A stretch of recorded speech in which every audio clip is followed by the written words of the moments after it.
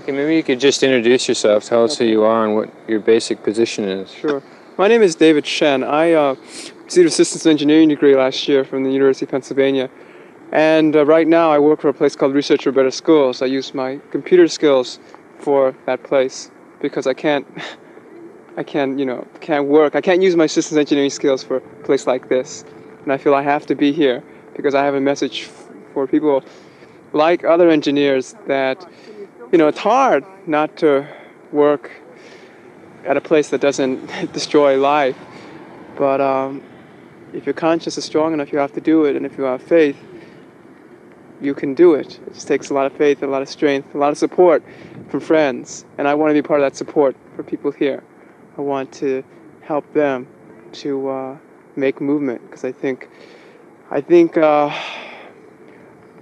struggle, people aren't listening to what's going on.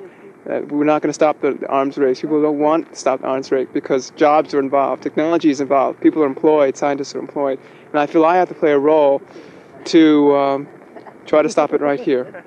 That's where I basically am. Well, maybe you could try and explain what positive kinds of programs could take place that would utilize your skills, rather than the perception of this being a negative. Sure. Well, I was thinking about that last night, and I remember when I was job hunting last year that I was looking into work using some of my skills for instance, in hospitals. People are using computer systems engineers, computer programmers in hospitals, and one could start looking there, and that field is growing. I myself work at a place called Research for Better Schools, I mentioned that, where I sit at a microcomputer and I do data processing for people as they do their statistical analysis for research in education.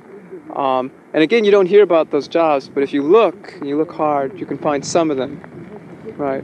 And I know also that, for instance, that I'm sure if you ask these engineers, they could think of ways that they could use their skills. And that's happened in England. People were talking to workers at an aerospace, the Lucas Aerospace Corporation, and they went to the workers and they thought of ways that they could use their aeronautic skills, those skills that they developed building aeronautics things, and to use their technology for more humane things. Like one high technology idea they came up with was making kidney dialysis machines, which were sort of scarce. The last 6 months. I've been doing other things. Yeah. Same kind of problems you've been having. Right. Maybe you could repeat your name again and where you're from.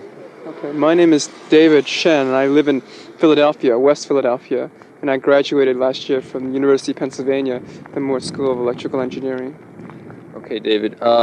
What is your precise objection to what's going on here at General Electric? And would you preface that saying what I don't like about General Electric or whatever, just say General Electric. Okay.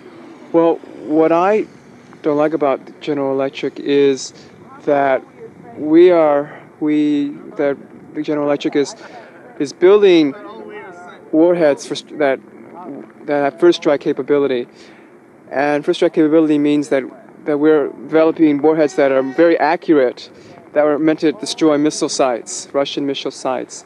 It's not necessarily deterrent. It's more of it adds a little more aggression to the nuclear arms race. It's like adding a hair trigger to the arms race, and that's very scary to me. And if we develop it, I feel like the Russians are going to develop it, and then we're going to get more afraid. And one day, someone is going to get too afraid and push the wrong buttons. People talk, and it's scary. People talk about. Generals talk about, that 1/3 of the population that's an acceptable risk in a nuclear war. We can lose 1/3 of the population, and that's scary. And it's clear to me that developing first strike weapons is part of another piece to this scary situation.